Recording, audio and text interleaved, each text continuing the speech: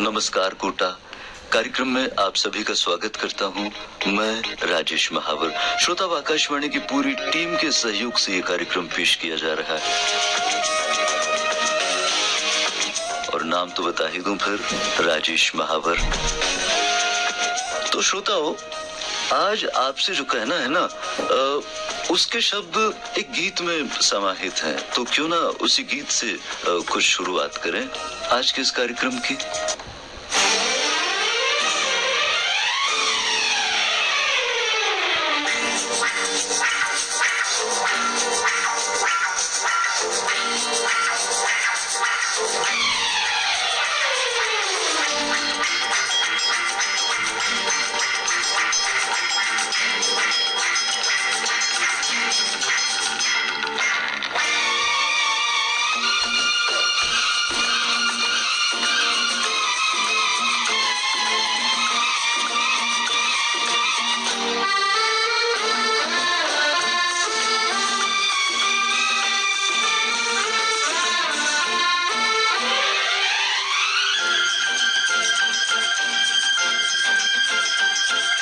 रास्ता आहा आहा तो राही आहा आहा एक रास्ता आहा आहा तो राही आहा आहा एक चोर एक सिपाही आहा आहा एक रास्ता आहा आहा तो राही आहा आहा एक चोर एक सिपाही आहा आहा एक रास्ता आहा आहा तो राही आहा आहा एक चोर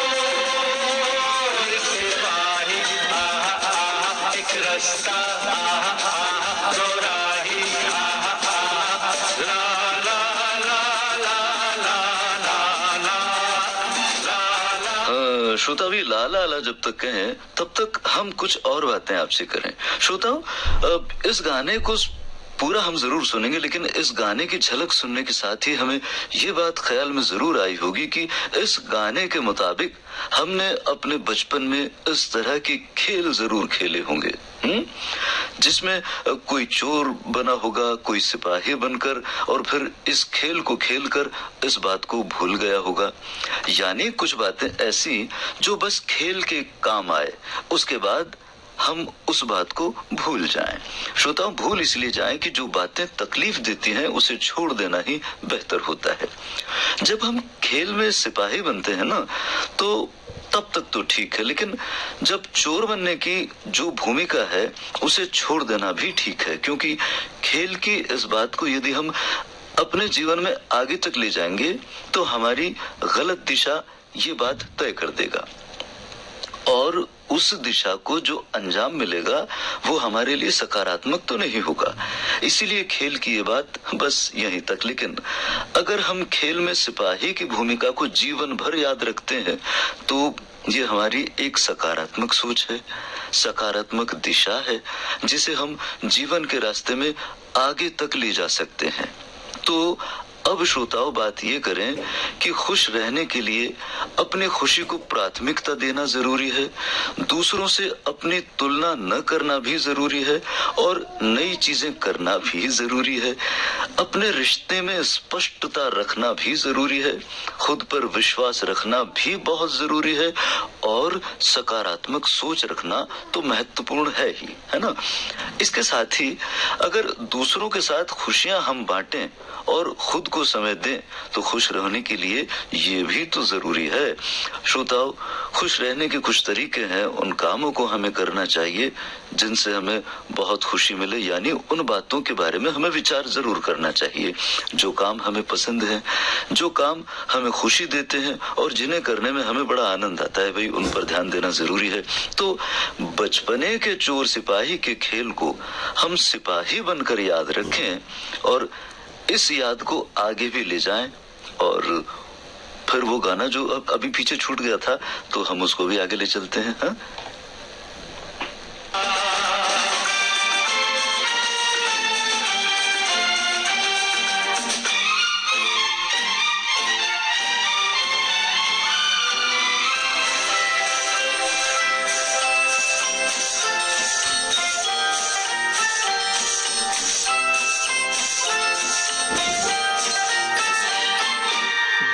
बचपन का खेल जवानी का सच, बचपन का खेल जवानी का सच, ये है तेरी मेरी जिंदगानी का सच, ये है तेरी मेरी जिंदगानी का सच, न मिट सके नसीबों के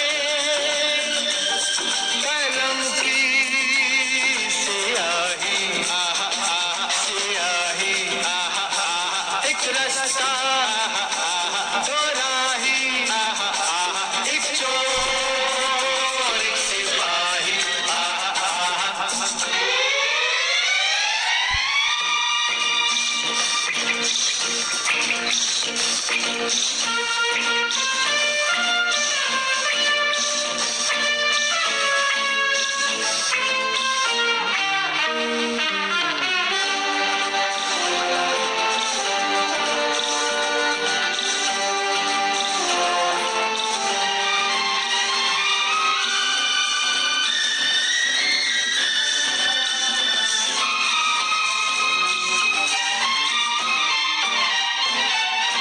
अच्छा है खराब है बुरा है नेक है, अच्छा है खराब है बुरा है नेक है, कुछ भी है हम दोनों का लहू तो एक है, कुछ भी है हम दोनों का लहू तो एक है, न बना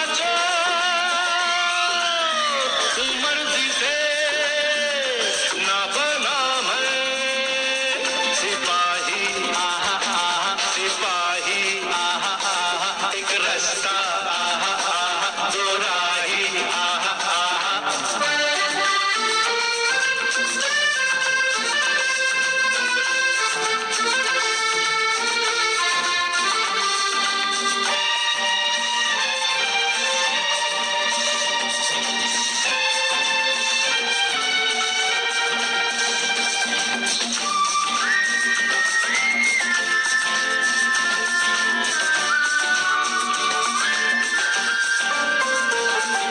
मंजिल है एक मेरे साथिया, मंजिल है एक मेरे साथिया, माना हम दोनों का जुदा है रास्ता, माना हम दोनों का जुदा है रास्ता, हम चलते हैं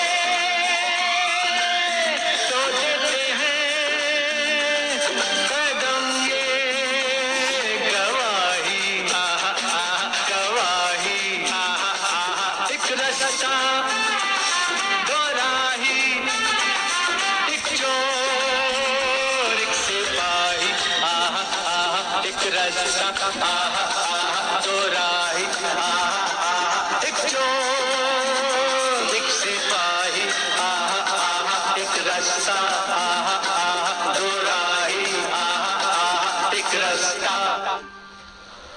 तो ये एक रास्ते के दो मुसाफिर श्रोताओं, कैसा लगा ये गाना आपको? उम्मीद करते हैं बड़ा पसंद आया होगा, क्योंकि बहुत दिनों में हम पुराने गानों को सुनते हैं।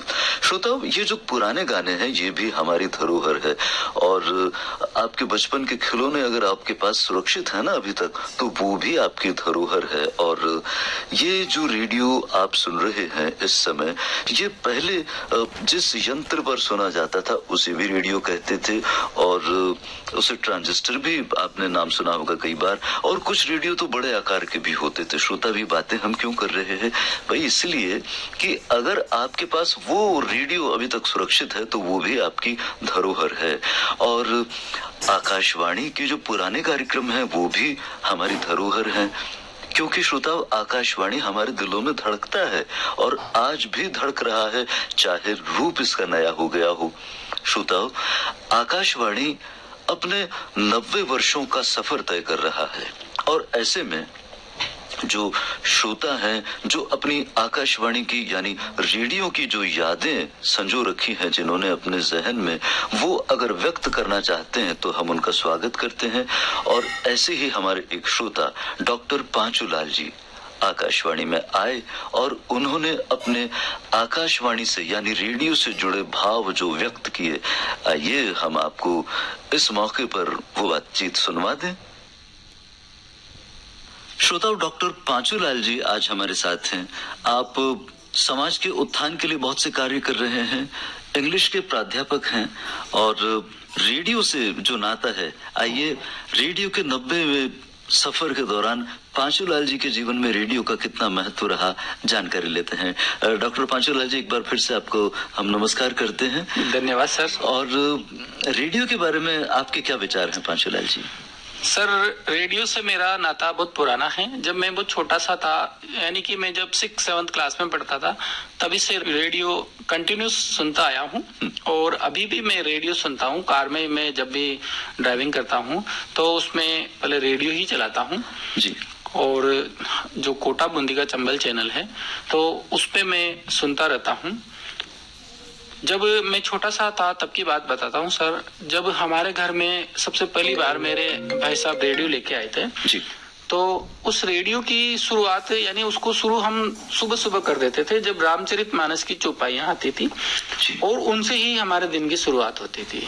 जैसे ही जब भी कोई भी सदस्य पहले उठ जाता था तो वह रेडियो ऑन करता था और जैसे ही रामचरितमानस की चौपाइयां आती थी तो परिवार के सभी सदस्य फिर उठ जाते थे। उसके बाद घर में कोई सोना नहीं चाहता था और उस संगीत का सबसे पहले बैठ करके आनंद लेते थे, रामचरितमानस की चौपाइयों को सुनते थे।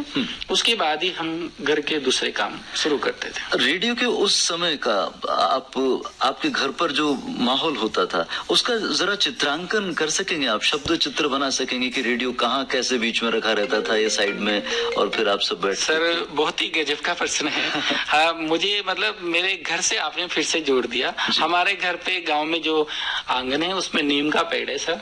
वहाँ पे हमारे क्या एक टूटी सी प्लास्टिक की कुर्सी थी तो उस पर रख देते थे हम रेडियो को। और उस आंगन में सब लोग, मेरे भाई और मेरी माताजी वहीं चूल्हे के पास बैठी हुई सुनती थी और मेरे पिताजी दूसरी एक कुर्सी थी उस पर बैठ जाते थे। हम सब बच्चे नीचे बैठ जाते थे और आस पड़ोस के और भी जो बच्चे थे वो उस रेडियो की आवाज सुन करके दौड़ करके आ जाते थे। क्या बात है डॉक्टर पांचूलाल जी, आपने बहुत ही सुंदर ये चित्र बनाया है शब्दों के माध्यम से। हमारे जो श्रोता है वो कल्पना कर रहे होंगे कि एक आंगन है जहाँ चूल्हा जल रहा है, वहां पर घर की स्वामिनी बैठी हैं और वो सबके भरण पोषण का इंतजाम कर रहे हैं कि उनके पेट की भराई कैसे होगी। सुबह सुबह का वो माहौल, पिताजी क्योंकि घर के मुखिया होते हैं वो चेयर पर बैठे हैं और एक टूटी कुर्सी जिसको एक स्थान मिला हुआ है रेडियो का। और आप सब जो छोटे नन्हे घर के सदस्य थे वो नीचे या कहीं खेलते कूदते वो रेडियो सुन रहे हैं। जी सर जी। और उसके बाद फिर समाचार का टाइम होता था सर। तो समाचार के लिए पहले, क्योंकि अखबार जो है कम आते थे, किसी किसी के अखबार आते थे, तो उस समाचार से पता चल जाता था कि राजस्थान में क्या हो रहा है, अपने देश में क्या हो रहा है। तो समाचार के वक्त भी आस पड़ोस के जो बड़े बुजुर्ग लोग थे वो इकट्ठे हो जाते थे और रेडियो पे सुन लेते थे कि मुख्यमंत्री जी आज कहाँ गए हैं, कहाँ का दौरा उन्होंने किया है। इस तरह से उन लोगों को पता लग जाता था।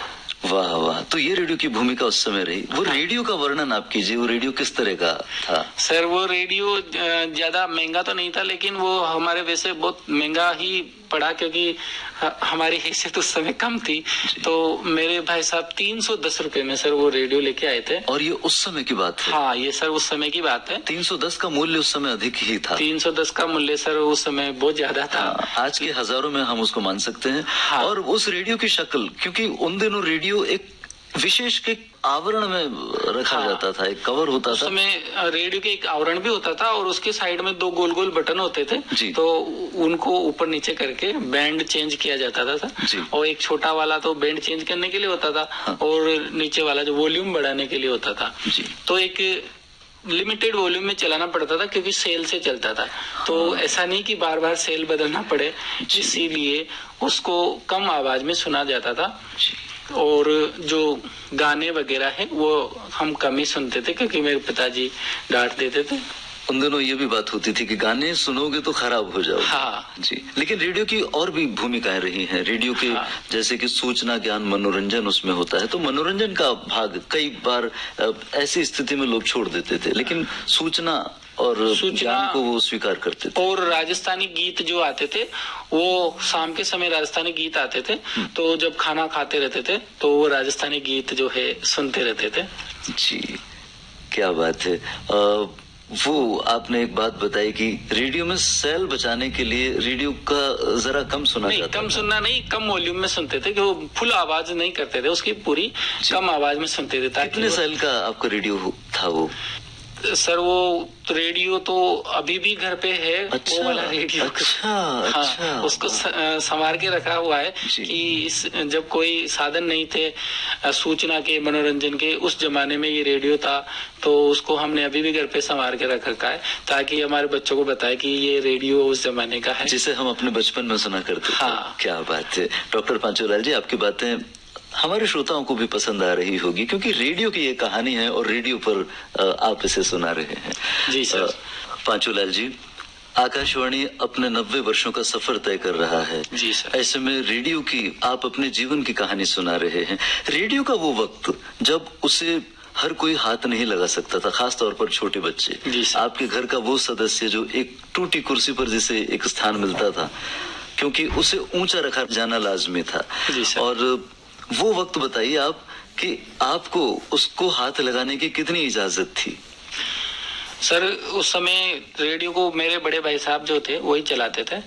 कभी कभी हमें रेडियो को उठा करके दूसरी जगह पे ले जाने के लिए अनुमति मिलती थी, लेकिन वो भी बड़ी सावधानी से, क्योंकि अगर रेडियो गिर गया तो यूँ सोचो कि बहुत बुरी डांट पड़ती थी। हाँ। और जल्दबाजी में अगर ऐसे कदम होते थे तो वो गिर ही जाता था। ओहो। इसलिए हमें बहुत कम परमिशन मिलती थी कि रेडियो चलाया जाए। हमें सिर्फ सबसे आगे बैठने का मौका मिलता था क्योंकि हम छोटे होते थे परिवार में, तो छोटे हम दोनों भाई थे, वो आगे बैठते थे ताकि हम सुन सके और अच्छा सुन सके, ताकि हमारे अंदर का जो उत्साह था वो भी बरकरार रहे। हाँ। इसलिए हमें रेडियो उठाने की ज्यादा अनुमति नहीं थी, लेकिन हमें आगे बैठने की परमिशन मिलती थी। क्या बात है, बचपन की यादें हमें हमेशा हमारे साथ रहती हैं।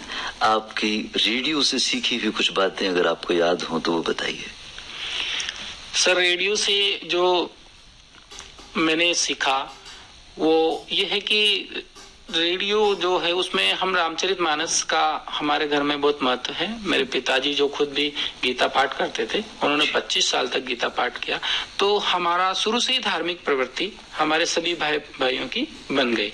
और आज भी हमारे घर में वही माहौल है। मेरे बड़े भाई साहब है, वो भी निरंतर रामचरितमानस का, सुंदरकांड का पाठ करते रहते हैं और उससे घर में एक तरह से शांति बनी रहती है। तो ये चीजें हमने रेडियो से सीखी है सर। और दूसरा जो है, जो समाचार जो रेडियो में आते थे उससे जानकारी मिलती है, उससे हमारा राजनीतिक और ऐतिहासिक जो पृष्ठभूमि है वो मजबूत बनती है। जीके के प्रश्न तैयार होते हैं जो कि आजकल सभी बच्चों के लिए, विद्यार्थियों के लिए महत्वपूर्ण है। उससे कंपटीशन में वो सफलता प्राप्त करते हैं, तो उसमें एक लगन बढ़ जाती है और धीरे धीरे फिर हम राजनीति की, सामाजिक की, इनकी किताबों के प्रति हमारी रुचि बढ़ जाती है। जैसे रेडियो में कोई चीज सुनाए कि बीकानेर में वहां पर ये ओले गिरे, अब हम उसमें देखते हैं कि ये जगह कहाँ पर है, तो मानचित्र में हम उस चीज को ढूंढने लग जाते हैं और जब हम उसको ढूंढते हैं तो हमारी नॉलेज उसकी तरफ ज्यादा बढ़ जाती है। तो इस तरह से हमारे लिए रेडियो बहुत उपयोगी रहा और कंपटीशन में हमें सफलता मिली। कंपटीशन का जिक्र आपने किया, रेडियो सुनकर कुछ लोग उन दिनों समाचार लिखा करते थे, क्या आपका भी वो आलम रहा? हाँ सर, बिल्कुल ये रहा। रेडियो सुनने से पहले हम जो मेरे बड़े भाई थे वो 10th क्लास में पढ़ते थे, एक 11th में पढ़ते थे, तो वो कॉपी पेन लेकर बैठते थे कि उसमें ऐसी कोई महत्वपूर्ण जानकारी मिलती है तो उसको तुरंत लिख लेते हैं। जैसे उसमें बताया कि राज्यपाल का नाम आया तो तुरंत लिख लेते थे कि राज्यपाल कौन है। इसी तरह से संभाग आया कि कोटा संभाग या बीकानेर संभाग, तो संभाग में कौन कौन से जिले बताए गए उनको तुरंत नोट डाउन कर लेते थे, लिख लेते थे। तो इस तरह से जीके की नॉलेज बढ़ जाती थी। जी, तो रेडियो का आपने अपने जीवन में एक बहुत ही खास योगदान बताया है। हाँ, और अपने बचपन के साथ ही रेडियो का जिक्र अभी आपने किया। अब आप क्योंकि पिता भी हैं, आपके घर में भी संतानें हैं, रेडियो का उस जीवन के बारे में आपने अपने संतानों को कभी जिक्र किया कि ये वो रेडियो है और इसकी ये कहानी है? हाँ, अभी भी जो मैंने अभी आपको बताया था कि हमारे घर में वो पुराना रेडियो रखा हुआ है और उसको निकाल करके एक दिन जब मैं लाया तो बच्चों ने पूछा, मतलब उत्सुकता से पूछा, पापा ये क्या लेके आए आप? तो वो हालांकि अभी खराब था तो चल नहीं पाया था। तो मैंने उनको बताया कि ये रेडियो है और जैसे आजकल मोबाइल से हम सब कुछ देख लेते हैं, तो ये जब हम बच्चे थे तो इसमें सुना करते थे, जी। बस यही है कि इसमें दिखता नहीं था, लेकिन इसमें सुनते थे। और इसमें ये भी है कि रेडियो में उसको पास नहीं कर सकते थे, रोक नहीं सकते थे, बस उसमें तो वो चलेगा ही सही। जैसे मोबाइल में तो बटन होता है, रोक लेते हैं, लेकिन उसमें रोक नहीं सकते थे और उसमें हम कुछ रिकॉर्ड भी नहीं कर सकते थे। बिल्कुल, रेडियो का मतलब चलती का नाम हाँ, जिंदगी। चलती का जिंदगी है। पांचोलाल जी, बहुत ही सुंदर तरीके से, मनोरंजनात्मक तरीके से आपने रेडियो की इस वृतांत को हमारे श्रोताओं के सामने प्रस्तुत किया। रेडियो ने तकनीक के साथ में अपना विकास किया है। तकनीकी विकास का रेडियो का जो साथ है, इसके बारे में कुछ आप कहेंगे? रेडियो में वैसे आकाशवाणी अब उन दिनों के मीडियम वेव के साथ साथ अब एफएम पर भी आने लगा। हाँ सर, वो उस जमाने में रेडियो में वैसे यो देखा जाए तो कि विकास कम था, तो कभी कभी क्या होता था, जैसे नेटवर्क नहीं मिल पाता तो रेडियो को छत पे ले जाना पड़ता था।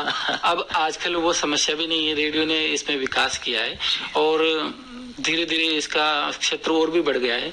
जैसे एफएम भी इसने डेवलप कर दिया है, और ये जो मोबाइल ऐप है न्यूज ऑन AIR, उस पर भी आने लगा है। अब मोबाइल ऐप पे भी आने लगा है, तो ये इससे मतलब बहुत ज्यादा विकास कर रहा है। अब ये अब हर किसी की पहुंच के पास हो गया है। जी, तो रेडियो का वो स्वरूप अब चाहे बदल रहा है, लेकिन फिर भी आकाशवाणी हर व्यक्ति की पहुंच में है, ये आप कहना चाहेंगे? हाँ सर, क्योंकि इसमें मतलब बहुत साफ सुथरे, नपे तुले और जो उचित जिसको कहेंगे वो ही चीजें इसमें बताई जाती है। ये बहुत अच्छी चीज है इस रेडियो की। जी, इसमें कभी बोर नहीं होते। कभी कभी मैं जब कार ड्राइव करता हूँ, जैसे कहीं जा रहे हैं, परिवार के साथ जा रहे हैं, तो उसमें कोई से भी गाने बज रहे हैं, लेकिन मैंने देखा है कि रेडियो में इस तरह के गाने नहीं बजते। ऐसे गाने बजते हैं जिनको आप परिवार के साथ भी सुन सकते हैं और अच्छा लगता है। जी, कहने का अर्थ रेडियो का मतलब आकाशवाणी है। हाँ, रेडियो का मतलब आकाशवाणी। जी, डॉक्टर पांचोलाल जी, आपने रेडियो के बारे में अपने उद्गार व्यक्त किए, इसके लिए बहुत बहुत धन्यवाद। धन्यवाद सर। और यही कहेंगे, जुड़े रहिएगा आकाशवाणी से। जरूर सर, थैंक यू सर। जी, बहुत धन्यवाद। तो श्रोता, ये थी जानकारी रेडियो के बारे में। रेडियो अपने 90 वर्ष को तय कर रहा है। ऐसे में जो श्रोता हैं वो बता रहे हैं रेडियो के साथ उनका जीवन किस तरह से व्यतीत हुआ। आज ये बातचीत थी डॉक्टर पांचोलाल जी से। बहुत धन्यवाद। धन्यवाद सर।